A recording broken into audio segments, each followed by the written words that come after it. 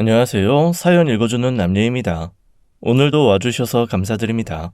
오늘의 여성 사연자분 사연은 제가 소개해드리도록 하겠습니다. 많은 청취 부탁드리며 오늘의 사연 바로 시작하겠습니다. 안녕하세요. 친구가 공유해줘서 이 채널을 접했습니다.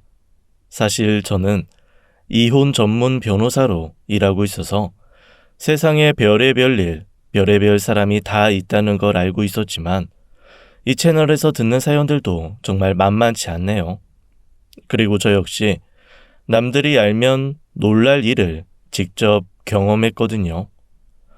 함께 일을 겪은 친구들의 허락을 받고 사연을 올려봅니다. 말씀드렸듯 저는 변호사예요.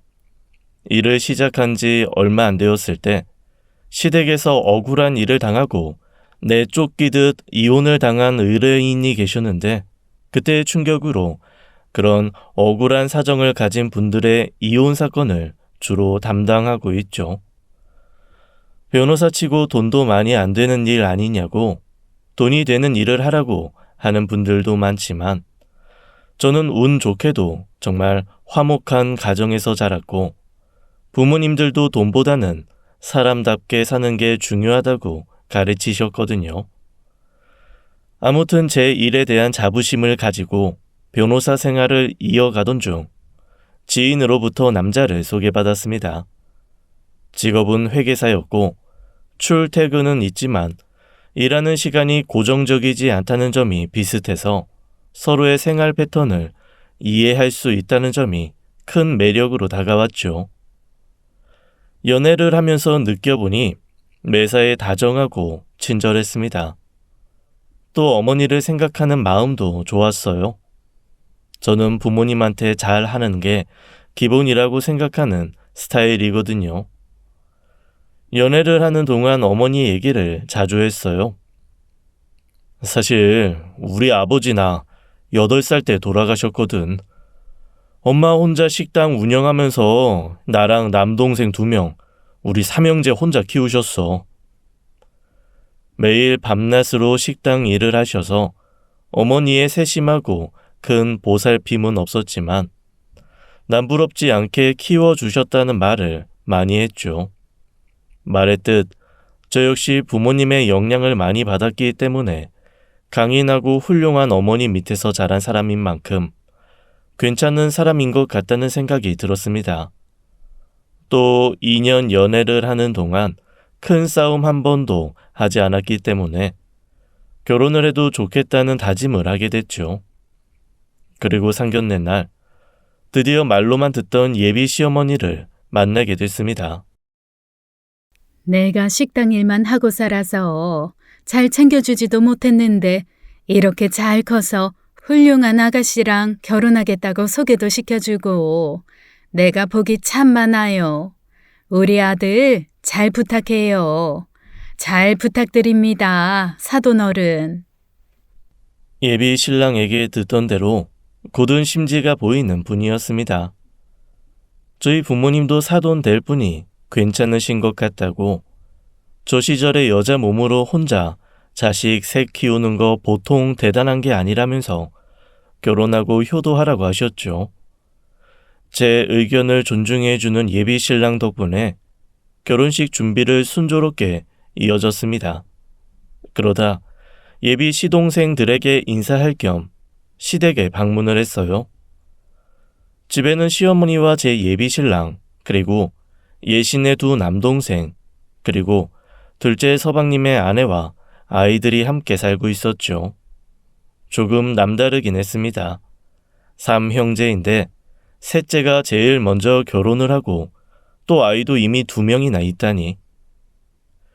궁금은 하고 가족이 될 거니까 알아야 할 것 같은데 어떻게 물어봐야 할지 망설이고 있으니 눈치껏 막내 서방님이 먼저 말을 해주시더라고요. 아이 제가 대학 동기였던 이 사람이랑 22살에 사고를 쳐가지고요. 그때 얼른 결혼해서 어머니 모시면서 살고 있어요. 그리고 결혼 후 3년이 지나 또 아이를 가져서 딸이 2명이라고 하더라고요. 결혼과 동시에 조카가 벌써 2명이나 있는 셈이었습니다. 결혼한 지는 12년이나 됐는데 동서는 그 12년 동안 시어머니의 식당 일도 돕는다고 했습니다. 22살이라는 어린 나이에 갑자기 생긴 아이 때문에 대학교 자퇴를 하고 시어머니를 12년째 모시는 동서가 참 대단하다고 느껴졌습니다. 제가 대단하다고 힘들지는 않냐고 하니까 에이, 어머님이 잘해주셔서 괜찮아요. 저는 시집살이 이런 거 하나도 모르고 살았어요.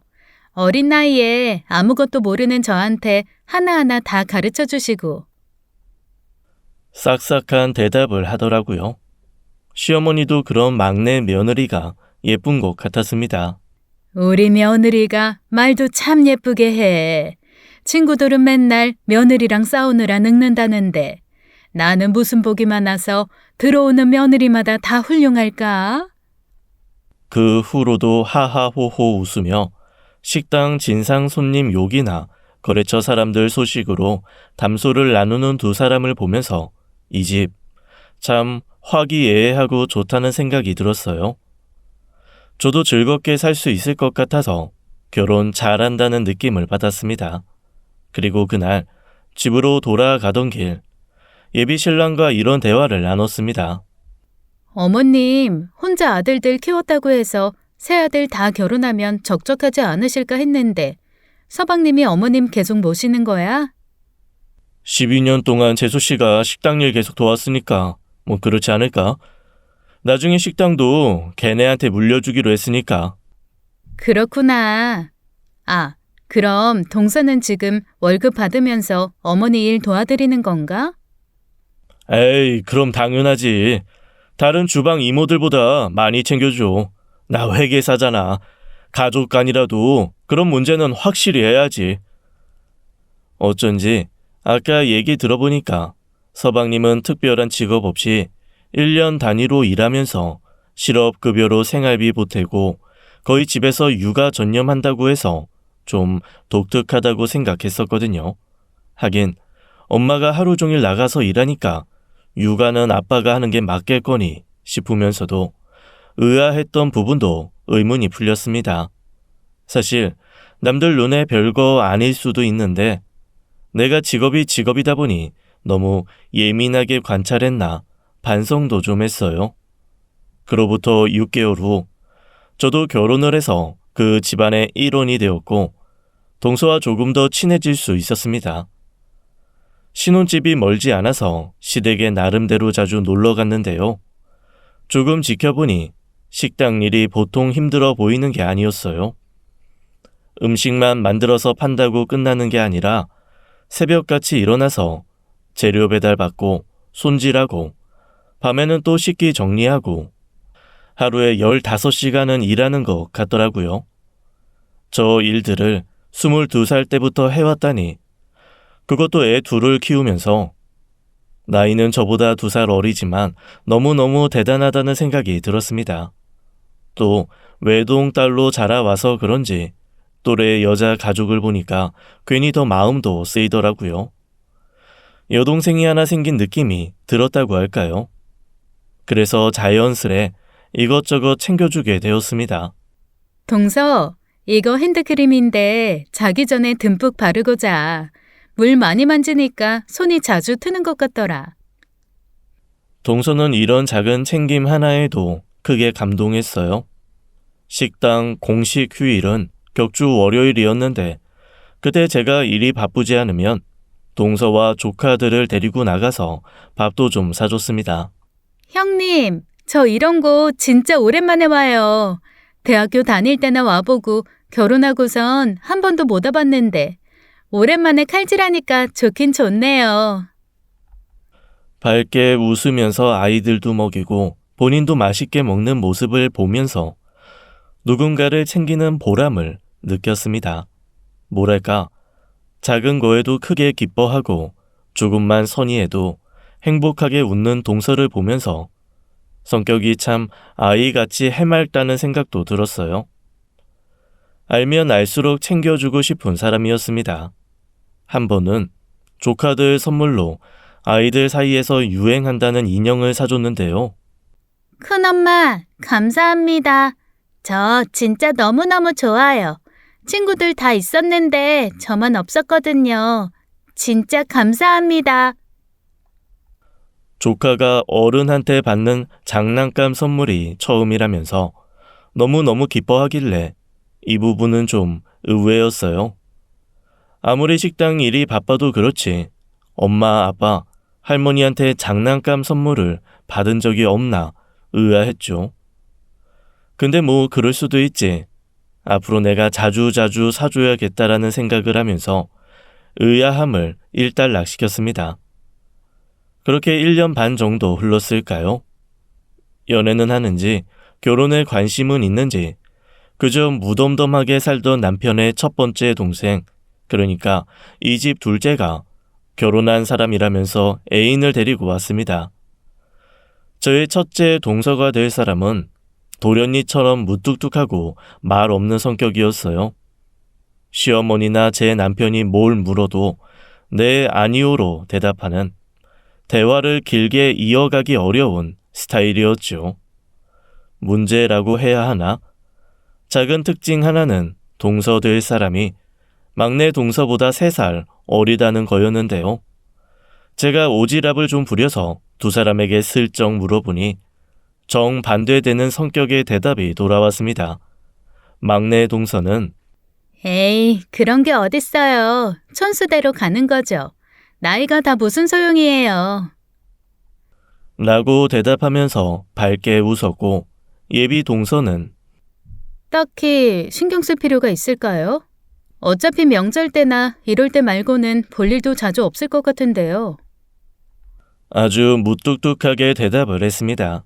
살가운 타입이 아닌 건 진즉 알고 있었지만 이게 바로 요즘 스타일의 며느리인가 라는 생각이 들더라고요. 근데 생각해보면 딱히 틀린 말도 아니었습니다. 저야 워낙 가족끼리 화목한 걸 좋아해서 시댁도 자주 찾고 또 막내 동서가 진짜 동생 같아서 챙겼다지만 특별히 그런 걸 안 챙기는 스타일이면 그럴 수 있었죠. 괜히 그걸로 서로 불편한 것보다 예비 동서의 저런 성격도 깔끔하다 싶긴 하더라고요. 예비 동서가 어른들에게 막 싹싹하게 구는 타입은 아니었지만 시어머니는 예비 동서가 썩 마음에 드시는 눈치였습니다. 대학을 조리학과로 다녀서 요리를 전공했고 각종 조리 자격증도 있다고 했어요. 한식, 양식 자격증까지 있다고 하니 오랜 세월 식당 일을 하신 시어머니 눈에는 그게 그렇게 좋게 보였던 것 같습니다. 뭐라도 하나 더 챙겨주려고 하시더라고요. 어떡해? 이거 갈비 좀 더 줄까? 부엌에 아직 있는데. 예, 가서 갈비찜 좀 더 데워서 와라. 그러자 막내 동서가 자연스럽게 일어났습니다. 네, 어머님. 더 가지고 갈 건 없을까요? 가져오는 김에 물도 좀 떠다 줘. 따뜻한 걸로. 네, 어머님. 그 와중에도 시어머니에게 싹싹한 막내 동서를 보면서 참 신기했죠. 그렇게 도련님도 결혼을 해서 시어머니의 세 형제는 모두 결혼을 했고 예비 동서는 막내 동서가 되었습니다.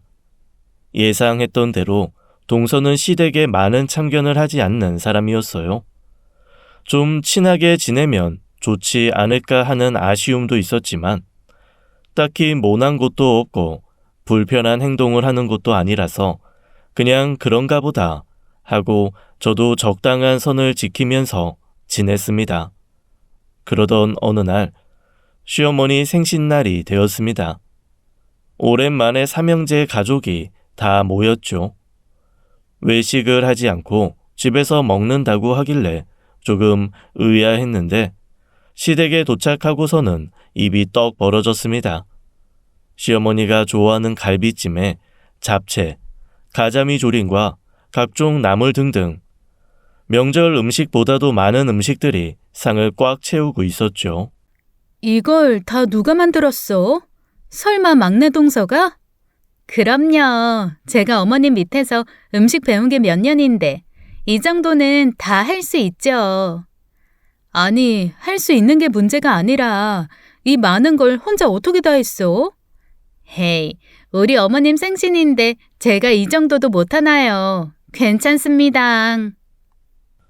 곧 첫째 서방님과 동서도 도착을 했고 동서가 사온 시어머니 생일 케이크를 꺼냈습니다. 백설기 떡으로 만든 케이크 위에 색색깔의 앙금으로 꽃을 만들어 꾸민 어른들 용으로 딱인 예쁜 케이크였죠. 시어머니는 떡 케이크를 보면서 너무 좋아하셨습니다. 역시 전공자가 고르는 케이크는 달라도 뭐가 다르구나. 내 평생 이런 케이크는 처음 본다. 너무 마음에 든다, 얘. 안 그래도 그냥 케이크는 달고 느끼해서 많이 못 먹었는데 우리 둘째 며느리가 센스가 있어. 동서는 별 다른 대답이 없이 작은 미소로 화답했죠. 딱 케이크 초에 불을 붙이고 소원을 빌면서 촛불을 부는 시간. 시어머니의 소원은 역시 아들들과 관련된 것이었습니다. 우리 세 아들 모두 건강하게 해주시고 떡두꺼비 같은 아들 낳게 해주세요. 저도 손자 좀 품에 안아보고 싶습니다. 시어머니의 소원을 듣는데 괜히 막내 동서의 눈치가 보이더라고요. 힘들게 음식 장만을 했을 텐데 음식 칭찬은 없고 너무 케이크 칭찬만 해주시고 또 손녀딸 2명이 버젓이 있는데 손자 얘기를 하시고 옛날 어르신들이 다 그렇긴 하지만요. 괜히 또 내가 예민한 건가 하면서 눈치 보던 걸 거두고 음식을 먹으려는데 서방님이 말을 꺼냈습니다. 안 그래도 엄마 생일 선물 겸으로 말하려고 했는데 이 사람 임신했어. 3개월 됐고 아마 아들인 것 같아. 그 말을 들은 시어머니의 표정은 진짜로 세상을 다 가진 사람의 것이었습니다. 정말 너무 행복해 보였어요. 아마 억만금을 준데도 그런 표정을 짓지 못할걸요. 아니, 그러니까 우리 둘째가 진짜 복덩이라니까. 어머, 너 찬바닥에 앉아있으면 안 되는 거 아니니? 예, 가서 방석 좀 가져와라. 둘째 형님 밑에 좀 깔아줘. 시어머니는 자연스럽게 막내 동서에게 말을 했고 막내 동서도 익숙한 듯 들어가서 방석을 가져왔죠. 동서에게 방석을 깔아주는데 동서는 조금 민망한 듯 보였습니다. 물론 그 모습을 보는 저도 조금 그랬고요. 모두가 서로의 눈치를 보는 상황에서 오직 시어머니만 신이 나 계셨습니다. 우리 집안에 복덩이가 들어왔다느니 성격도 묵직하고 안 그래도 예뻤는데 더 예쁘게 보인다느니 원래 저런 분이었나 싶을 만큼 동서에게 1차원적인 칭찬을 쏟아부으셨습니다. 그러다가 모든 분란의 씨앗이 된 그 말을 하셨죠. 예, 아이 낳고 나면 네가 우리 식당 좀 보는 건 어떠니? 너는 우리랑 달리 요리 전공도 했고 자격증도 있잖아. 너무 잘할 것 같은데 어때? 저기서 우리란 시어머니 당신과 막내 동서를 말하는 것 같아서 저는 또 막내 동서 눈치를 봐야 했습니다. 동서는 언제나 그랬듯 조용히 하지만 단호하게 대답했죠. 아니요, 저는 그쪽은 잘 몰라서요. 아니 왜? 한식 조리사 자격증도 있잖아.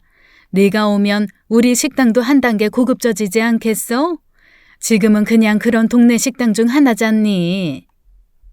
식당에 자부심을 꽤나 가지셨던 것 같은데 동서를 꼬시기 위해서 저런 말을 하시다니 이 짧은 시간 동안 그동안 못 본 시어머니의 다양한 모습을 보는 것 같았습니다. 내가 나이가 들어서 힘들어서 그래. 너 딱 아이 낳고 네가 도와주면 딱일 것 같은데. 막내 동서가 잘하고 있는 것 같은데요. 그리고 한식 조리사 자격증이 있긴 하지만 제 주전공은 양식이라서요. 나중에 파스타 가게 열 생각입니다. 에휴, 새로 여는 것보다 안정적으로 하는 식당이라는 게 좋지 않겠어? 동서가 아무리 돌려 거절해도 시어머니는 포기하지 않으셨고 결국엔 동서가 일단 애부터 낳고 얘기하시라는 말로 마무리를 지었습니다. 동서가 단호하게 거절한 거나 다름없으니 저는 시어머니가 서운해하거나 삐지실 줄 알았거든요. 근데 그건 또 아니었나 봐요. 나중에 제가 시댁에 갔을 때 막내 동서가 나간 틈을 타서 저를 붙잡고 하소연하시더라고요. 아유, 둘째가 식당 일 좀 도와줬으면 좋겠는데. 어머, 포기하신 거 아니었어요? 아니, 내가 수시로 연락해서 설득하는데 잘 안 넘어오네. 지금 당장 하라는 것도 아니고 무사히 아들 낳고 하라는 건데 말이야. 근데 왜 거절하는 걸까? 동서속은 제가 알 수 없지만 근데 어머님, 이미 막내 동서가 식당 일 잘 돕고 있는 거 아니었어요? 벌써 15년이 다 돼가잖아요. 근데 걔는 대학도 안 나오고 변변치 않잖니. 네? 어머니, 그게 무슨 말씀이세요? 사실 22살에 덜컥 애 가지고 와서 썩 마음에 차지도 않는 애를 식당 일 시키면서 거둔 거나 다름없는데 식당까지 주기엔 좀 그래서. 저는 너무 충격을 받았습니다. 가끔 좀 의아하긴 했어도 그래도 시어머니가 좋은 분이라고 생각했었는데 속으로 저런 생각을 하고 계셨다니 그것도 15년이 가까워지는 동안이나 말이죠. 일단 저도 실망하긴 했지만 막내 동서가 알면 너무너무 큰 상처를 받을 것 같았어요. 일단 어머니도 생각을 좀 정리하시는 게 좋을 것 같아요. 당분간 두 사람한테 다 말하지 마시고 저랑 얘기 좀 많이 나눠요. 그리고 대학 나오고 안 나오고는 무슨 상관이에요. 왜? 이왕이면 학력 좋은 게 좋지. 무슨 대학교 조리학과 이러면 식당도 좀 더 있어 보이지 않겠어? 헤이, 어머니, 학력이 다가 아니잖아요. 그리고 따지고 보면 막내 동서는 아이 가져서 대학교 그만둔 건데요. 그러게 왜 애를 덜컥 가져서는 아유. 아니 그리고 솔직히 얘 있잖니. 만약 그게 아들이었으면 나도 셋째한테 그냥 식당 넘기고 싶지. 근데 딸이잖아. 그리고 둘째는 아들을 가졌잖아. 네? 그건 더더욱 무슨 상관이에요. 재산은 자고로 대대로 아들 가진 애가 이어받아야지. 시어머니 말을 들으면 들을수록 뒤통수를 세게 맞은 기분이 들었습니다. 제가 2년여 동안 알던 분이 아닌 것 같았어요. 긴 한숨을 쉬던 시어머니는 마지막으로 이 한마디를 하셨습니다. 둘째 개가 무뚝뚝하긴 해도 착하잖니. 내 생각엔 걔도 셋째 생각에 자꾸 거절하는 거 아닐까 싶어. 아유, 셋째가 문제구나. 아, 어머니, 일단 동서 말대로 아직 아기 낳으려면 멀기도 했고 당분간은 두 명에게 모두 아무 말 마셔요. 제가 그동안 알던 시어머니는 아닌 것 같았습니다. 아니, 원래 이런 분이었는데 제가 모르고 있었던 게 맞겠죠. 여러 재판을 이어가던 와중에도 재판보다 더 혼란스러운 집안일로 머릿속을 정리하면서 지내던 중 오지 않았으면 했던 명절, 설날이 찾아왔습니다. 또 온 가족이 모여야 했죠. 새한 촉은 틀리지 않는다던데 이번 명절이 조용히 넘어가지 않을 것 같다는 안 좋은 촉이 자꾸만 섰어요. 그리고 명절 전날 제사 음식을 하러 세 형제의 가족이 또 오랜만에 모두 모였습니다. 아유, 오랜만에 다 같이 있으니까 너무 좋다. 얘들아, 종종 좀 이렇게 모이자. 셋째네랑만 있는 거랑 분위기가 확 다르잖니. 또 셋째가 머쓱할 말을 하시더니 전을 붙이는 동서를 보고 화들짝 놀라며 동서의 손을 꽉 잡으셨습니다. 얘, 너는 홀몸도 아닌 애가 왜 일을 하고 있어? 저기 소파에 가서 앉아 있어라. 아니면 내 방 가서 좀 잘래? 전기장판 뜨뜻하게 틀어두고 가서 좀 쉬어. 아, 아니에요. 이 정도는 할 수 있어요. 저는 입덧도 없어서. 아유, 인생 될 사람은 되고 안 될 사람은 안 된다더니 너는 확실히 될 사람인가 보다. 아들도 한 번에 가져 입덧도 없어. 아유, 복 많다 정말. 동서는 언제나 그렇듯 작은 미소로만 화답했고 막내 동서는 옆에서 열심히 튀김을 하고 있었는데요. 얘 막내야, 너 튀김에 기름 너무 많이 쓰는 거 아니니? 너는 식당에서 할 만큼 한 애가 왜 이렇게 어설퍼? 튀김도 적당히 기름도 아껴가면서 해야지. 아까운 기름 그렇게 한강바다로 만들어 놓고 할 일이야? 아, 네, 죄송해요. 아껴 쓸게요.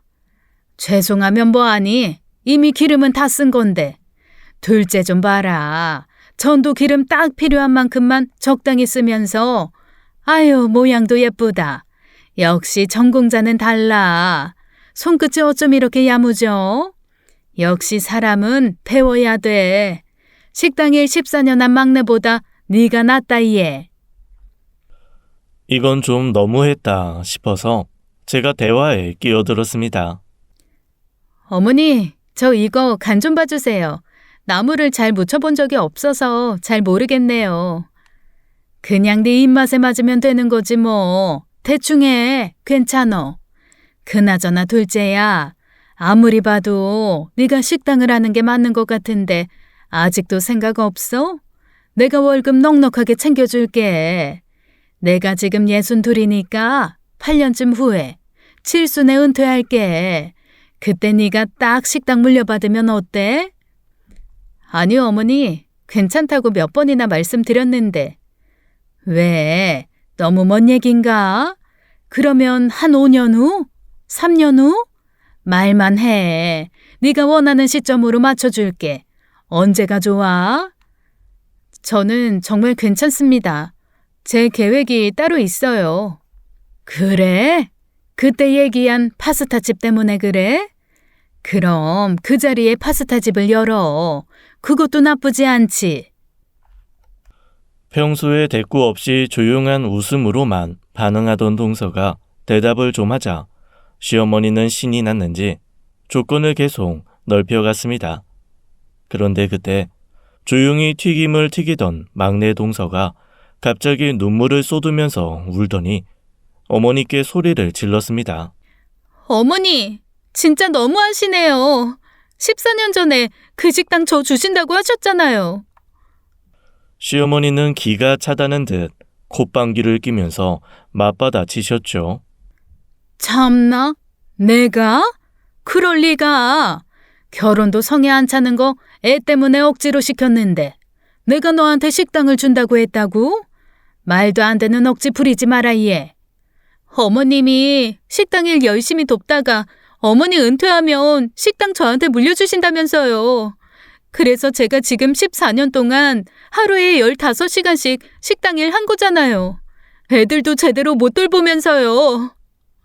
예, 애들 제대로 못 돌본 거는 네 능력 부족이고 내가 언제 그러라고 했니? 네, 그러셨어요. 그래서 제가 지금 15년이 다 되도록 돈도 제대로 안 받고 무료 봉사했잖아요. 그뿐이에요? 평소에도 어머니 비위 다 맞춰드리고 살았는데 어떻게 제 눈앞에서 그러실 수가 있어요? 시어머니와 막내 동서는 계속해서 격양된 말투로 네가 맞네 내가 맞네 대거리했지만 그 이후의 대화는 제 귀에 들리지 않았습니다. 막내 동서가 방금 한 말이 너무 충격적이었거든요. 제가 잘못 들은 게 아니라면 분명히 14년 동안 돈도 제대로 안 받고 무료 봉사했다는 말을 한 것 같았는데 믿을 수가 없었습니다. 아니, 분명히 결혼하기 전에 남편이랑 대화했을 때 돈을 준다고 했던 것 같은데 그것도 다른 주방 이모님들보다도 훨씬 많이 챙겨준다고. 그때 남편이 자기가 회계사 아니냐면서 가족 관계라도 돈 문제는 확실히 해야 한다고 했던 걸 정확히 기억하고 있었거든요. 막내 동서가 저렇게 말을 했을 때 시어머니가 내가 언제 돈을 안 줬냐면서 벌떡 뛰지 않는 걸 보니 돈을 안 준 건 사실인 것 같고 시어머니가 남편에게 거짓말을 한 게 아니라면 남편이 저에게 거짓말을 한 건데 머릿속이 어느 때보다 혼란했죠. 누가 거짓말을 한 거든 너무 큰 일이라고 생각했습니다. 정리를 해보자면 시어머니는 14년 전 22살 나이로 임신하고 온 막내 동서랑 셋째 아들을 결혼시키고 막내 동서는 대학교를 자퇴한 채 결혼을 해서 아이 둘을 낳은 거고요. 나중에 식당을 물려준다는 말에 돈도 받지 않고 매일 15시간 동안 식당 일을 했다는 거잖아요. 그것도 격주로 하루씩만 쉬면서 말이에요. 사실이라면 어느 텔레비전 프로그램에 나와도 이상하지 않을 현대판 노예 스토리였습니다. 그리고 시어머니와 막내 동서 두 사람의 싸움을 들어보니 이게 사실인 것 같았죠. 저는 큰 충격을 받은과 동시에 제 스스로에게도 좀 실망을 했습니다. 다른 사람들의 억울함을 풀어주겠다고 억울하게 이혼하는 의뢰인들의 변호는 열심히 했으면서 정작 집안에서 일어나고 있었던 비인간적인 상황을 모르고 있었다니, 그것도 내 동생 하자고 어화둥둥했던 막내 동서를 상대로 말이죠. 한참을 시어머니와 싸우던 동서는 결국 기름 집게를 집어 던지면서 소리를 쳤습니다. 저 이혼할 거예요. 그러자 시어머니는 또 콧번개를 끼면서 대답했죠. 아이고, 듣던 중 반가운 소리구나. 이혼해봐라. 누가 손해인지. 네가 잘하는 게 뭐가 있다고. 나나 되니까 너 고도서 살았지. 누가 무섭다니? 해라 해, 이혼해. 막내 동서는 거의 아이처럼 엉엉 울면서 통곡을 했고, 저는 일단 상황을 정리해야겠다는 생각이 들어서 동서에게 어머님을 챙기라고 한 후 막내 동서를 데리고 집에서 나왔습니다. 밖에서 시끄러운 소리가 들리자 방 안에서 눈치만 보고 있던 두 조카도 같이 데리고요. 그리고 번화가에 있는 호텔을 잡아서 동서랑 조카들을 호텔방에 넣었어요. 일단 여기서 진정 좀 하자. 그리고 아이들 밥을 먹이고 재운 후에 막내 동서랑 긴 얘기를 나눴어요. 그동안 있었던 일들을 세세히 들을 수 있었습니다. 막내 동서의 말에 의하면 아까 제가 추측한 게 거의 사실이더라고요. 내가 내일 다시 가서 저쪽 얘기도 좀 들어볼게. 일단 애들도 있잖아. 얘기 좀 나눠보고 마저 생각하자. 그리고 다음 날 시댁으로 갔죠. 어머니, 진짜로 거의 14년 동안 임금 없이 막내 동서 일 시키셨어요? 예, 말이 서운하다. 내가 일을 시킨 게 아니라 자기가 한 거지. 뭐 지가 내 비위를 맞춰줬다 하는데 내가 시킨 게 아니야. 지가 알아서 긴 거지. 그리고 가족끼리 그런 걸 굳이 따져야겠니? 내가 내 집에서 재워주고 내 식당 벌이로 생활비하게 해줬는데 뭐가 문제야? 너 니네 남편한테 돈 받고 집안일해? 아니잖아. 아니 어머니, 그래도 일한값은 주셔야죠. 아니면 수입을 좀 나누거나요. 어머? 내가 왜 수입을 나눠야 돼? 제가 일한값은 우리 집에서 먹고 자고 한 값이라니까. 아니 어머니, 남도 아니고 며느리잖아요. 결혼한. 그러니까 남도 아니고 며느리인데 왜 내가 임금을 줘야 하냐고. 말이 전혀 통하지 않았습니다. 그럼 식당 물려주신다고 한 건 어떻게 된 거예요? 막내 동서는 일 배운다는 생각으로 했다던데. 흥, 웃기는 소리야 진짜. 어머 얘, 그러고 보니 나 돈 줬어. 한 달에 50만 원 정도씩? 네? 하루에 15시간씩 격주로 하루 쉬면서 일했는데 한 달에 50을 주셨다고요? 응, 둘째 통장으로 꼬박꼬박 입금했다. 혹시 입금 내역 볼 수 있을까요? 그걸 네가 왜 봐? 막내 동서가 이혼하겠다고 나섰잖아요. 문제 생길 수도 있으니까 사실관계 확인하는 거예요, 어머니. 입금한 건 사실이었습니다. 하지만 석연치 않은 부분이 있었죠. 일한 건 막내 동서인데 왜 막내 서방님한테 입금해요? 부부잖니. 그땐 저도 표정 관리를 못하고 헛웃음을 지었던 것 같아요. 이쯤 되니 제 스스로에게 너무 실망스러웠습니다. 이런 사람인데 알아보지 못하고 처음 봤을 때 좋은 사람, 훌륭한 어머니라고 생각하다니. 그래도 일단 말을 더 얹지 않고 다시 막내 동서를 찾아갔죠. 제 얘기를 들은 막내 동서의 대답은 더더욱 가관이었습니다. 네? 50만 원이요? 저는 들어본 적도 없어요. 남편한테 줬다고요? 형님, 저는 진짜 맹세코 50만 원에 500원도 본 적 없어요. 14년 세월 동안요. 그럼 생활비는 어떻게 했어? 어머님 말로는 생활비도 줬다는 식이던데. 어머님 명의의 카드로 썼어요. 그것도 어머님이 명세서 꼼꼼하게 확인하셔서 단돈 100원도 허투루 쓴 적 없고요. 딴 마음 먹은 적도 없었지만요. 결론적으로 막내 동서 통장에 꽂힌 돈은 없는 게 맞았습니다. 정황을 보니 시어머니가 막내 서방님에게 매달 준 돈은 막내 서방님이 동서에게 말도 안 하고 혼자 흥청망청 용돈처럼 쓴 것 같더군요. 양쪽 얘기를 듣고 나니 잠시나마 중재를 시켜야 될까 고민했던 제가 우스웠습니다. 이건 당장 이혼을 시키는 게 맞았고, 나아가 민사소송도 걸어서 그동안 억울한 세월을 보상받아야 하는 게 맞다는 생각이 들었어요. 이혼 소송하자. 그리고 민사 소송도 하자. 이혼도 하고 그동안 못 받은 돈도 다 받아내자. 저도 그러고 싶지만 할 수 있을까요? 아시다시피 저 돈도 없고 법도 잘 몰라서요. 동서, 내 직업 뭔지 잊었어? 근데 그러면 큰형님이 곤란하시지 않을까요? 그럼 나보고 이렇게 말도 안 되는 일을 보고만 있으라고? 난 그렇게는 못 살아. 가만 못 있어. 눈물만 뚝뚝 흘리면서 겨우겨우 저에게 고맙다고 말하는 막내 동서에게 딱 한마디 더 했습니다. 그 대신 마음 독하게 먹어야 돼. 양육권도 가져와야 되잖아. 그치? 애써 눈물을 그치고 고개를 끄덕이는 막내 동서를 힘있게 안아줬죠.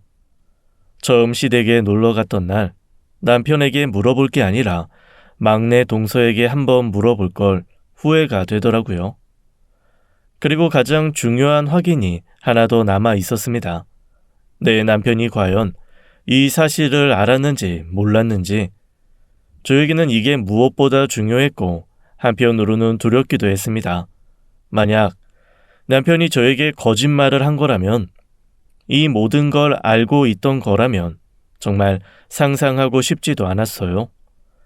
그래서 일단 확인은 뒤로 하고 막내 동서의 소송부터 도와줬습니다. 이혼 소송은 물론 양육권 분쟁 신청, 14년 동안 무임금으로 일했던 것에 대한 민사소송까지 모두 접수를 하고 시어머니께도 이 사실을 알렸어요. 역시나 극대노를 하시더라고요. 뭐? 그게 결국 소송을 걸었다고? 그게 무슨 재주로? 뭘로 날 고소해? 제가 도와줬어요, 어머니. 아무리 가족관계여도 대가 없는 노동은 민사가 가능했어요. 대략 13년, 14년 동안 하루에 15시간 일한 거에 대한 확인 절차가 있을 거예요. 뭐라고? 네가 도와줬다고?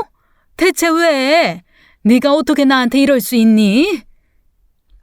소식을 듣고 노발대발할 걸 이미 알았기 때문에 일부러 제가 먼저 선수를 친 거였거든요.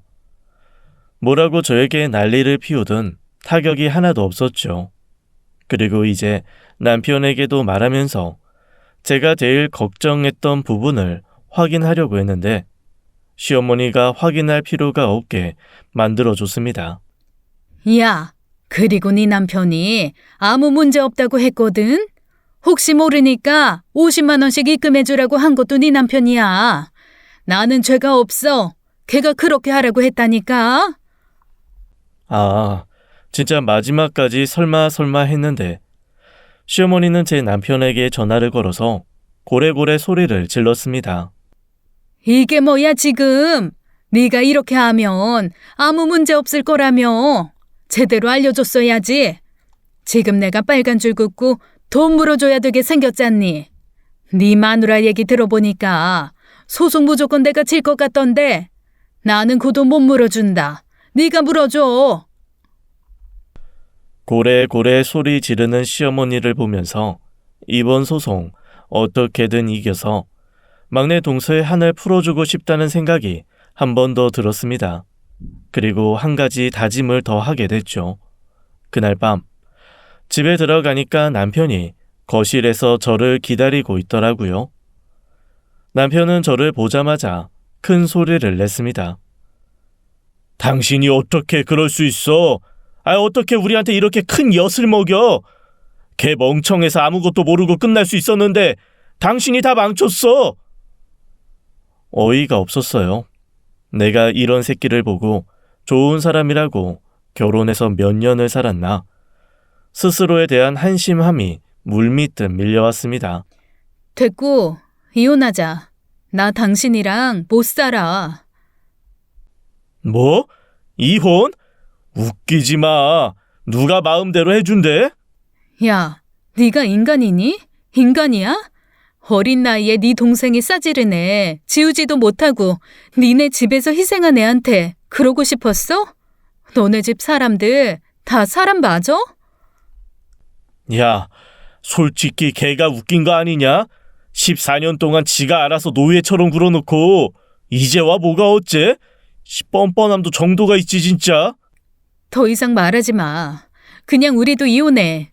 당신 같은 사람이랑 살고 싶지도 않고 무엇보다 당신 결혼하기 전에 나한테 거짓말했잖아.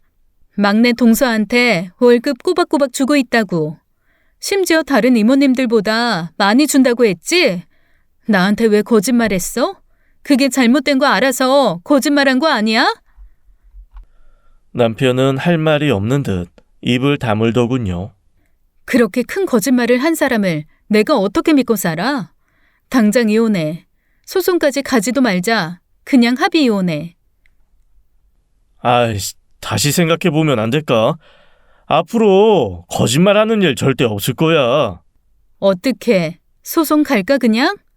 소송하면서 14년 동안 가족 돈도 떼먹은 회계사라고 소문나고 싶어? 우리 애도 없고 재산도 딱 반반 나누면 되는데 그냥 합의 이혼하지? 위자료도 필요 없어. 니네 집에서 나오는 돈 안 받아. 그렇게 해서 저도 이혼 도장을 찍었습니다. 이혼을 한 후에는 더더욱 열심히 막내 동서의 소송을 도왔죠. 친정 부모님께 죄송해서 고개도 못 들고 사는 막내 동서를 위해서라도 할 수 있는 모든 걸 다 쏟아부었습니다. 15년이 조금 안 되니까 못해도 14년, 격주로 딱 하루 쉬면서 하루 15시간, 최저 시급으로 계산을 해도 못 받은 돈이 4억 4천이더라고요. 많은 거라곤 생각했지만 숫자를 보니 더더욱 우라통이 터졌습니다. 그래서 형사소송도 추가했죠. 일단 양육권을 가져오면서 이혼은 성공. 문제는 민사랑 형사였는데 이런 소송은 보통 늦으면 1년, 이르면 반년이 걸리거든요. 시간을 줄이기 위해서 최대한 많은 증거를 모았습니다. 혹시 긴 싸움이 되지 않을까 걱정하긴 했는데 소송은 다행히도 6개월이 채 안 됐습니다. 아주 확실한 증거가 하나 있었거든요. 바로 제가 시어머니, 남편이랑 대화를 나눴던 녹음 파일이었죠. 변호사 본능으로 사실 확인차 대화를 하면서 녹음을 해뒀던 것이 신의 한 수였어요. 법원은 막내 동서의 편을 들어주면서 그동안 밀린 임금의 80%와 양육비를 지급할 것을 명령했습니다. 시어머니는 끝까지 돈을 줄 수 없다고 드러누웠지만 지급 명령 한 달 후에 나온 형사소송 결과에서 벌금 1,000만 원 선고를 받았어요. 결론적으로 막내 동서는 그동안 일한 거에 대한 합당한 임금을 받았고 매달 양육비도 받게 되었습니다. 통장에 많은 돈이 입금되던 날 막내 동서는 저에게 아주 비싼 술과 안주를 사면서 서러운 눈물을 쏟아냈습니다. 이제 인생 다시 시작하는 거지 뭐. 아직 한참 어리잖아. 뭐든지 할 수 있지 않겠어? 막내 동서, 아니, 이제 친한 동생이 된 그녀는 학교 앞에 작은 분식점을 차리고 싶다고 했고, 저는 그거 역시 열심히 도와줬습니다. 그렇게 가게가 자리 잡아갈 때쯤 평소와 다름없이 일을 하고 있는데 전화벨이 울렸습니다. 발신인은 의외의 인물이었어요. 바로 동서, 그 집의 둘째 며느리였죠. 그리고 보니 그 집의 정이 다 떨어져서 동서한테는 제대로 된 인사도 못하고 손절했네 싶어서 얼른 전화를 받았습니다. 형님, 잘 지내셨어요? 아니, 이제 형님이라고 부르기 좀 민망하긴 한데. 에이, 호칭이야 뭐. 오랜만이네. 잘 지냈지? 무슨 일이야? 다름이 아니라 한번 만날 수 있나 해서요. 혹시 막내 동서도 같이 만날 수 있으면 같이요. 뭐, 난 상관없긴 한데 한번 물어볼게. 막내 동서에게 얘기라니 의아해하면서도 흔쾌히 좋다고 하더군요. 자기도 작은 형님이랑 한번 얘기해보고 싶었다면서요. 그렇게 날을 잡은 저희는 셋이 만났습니다. 처음엔 어색함이 감돌았어요. 그럴 법도 하죠. 그 집에 있었을 때도 대화가 없던 사이였던 데다가 이제는 가족으로 묶여있지도 않았으니까요. 먼저 입을 연 건 동서였습니다.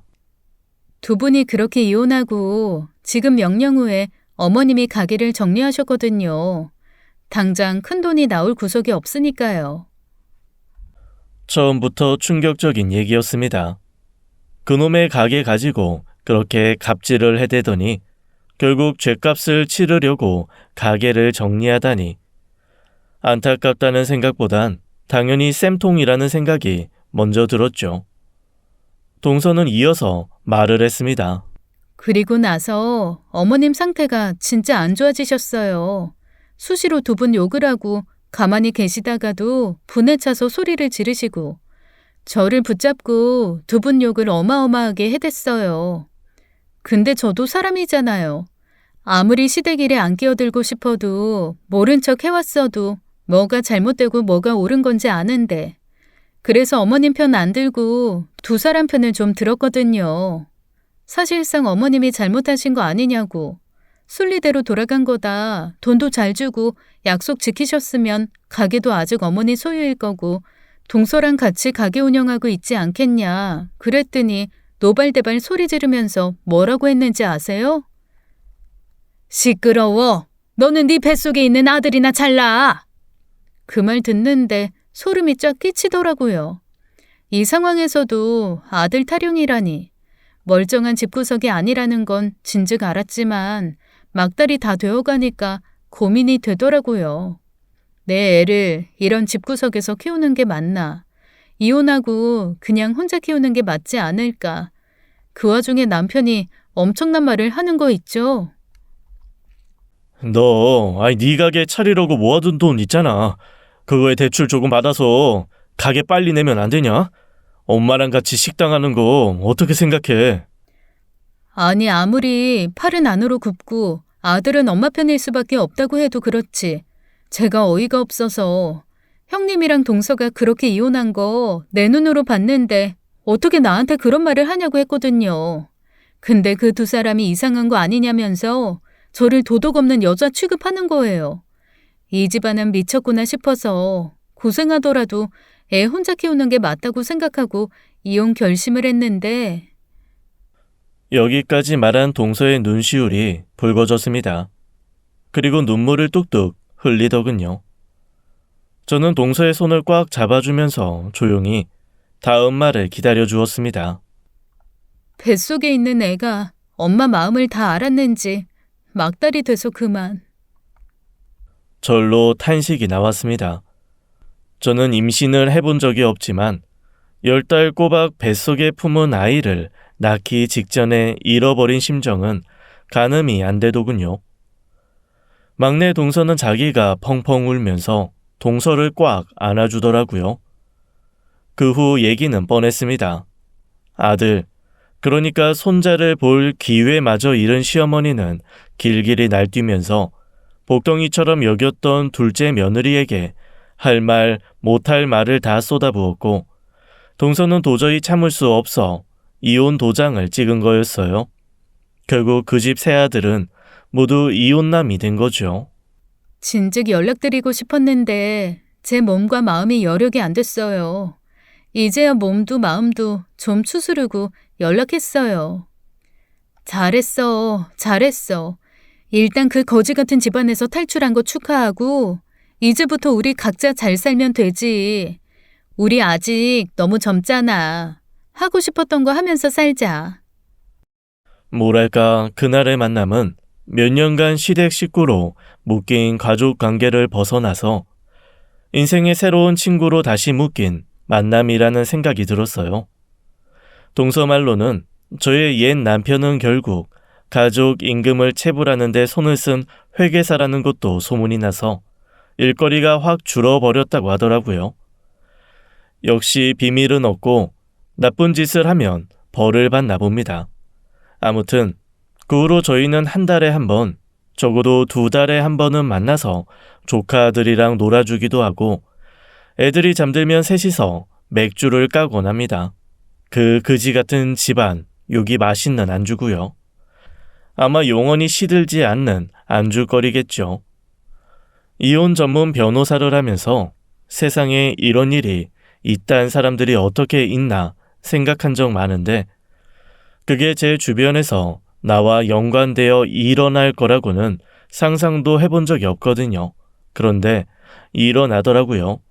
세상엔 생각보다 상상 이상으로 나쁜 사람들이 많습니다. 하지만 좋은 인연도 물론 있어요. 늘 좋은 인연만 있을 순 없겠지만 여러분은 나쁜 사람을 거르고 최대한 좋은 사람과 함께 하시길 바랍니다.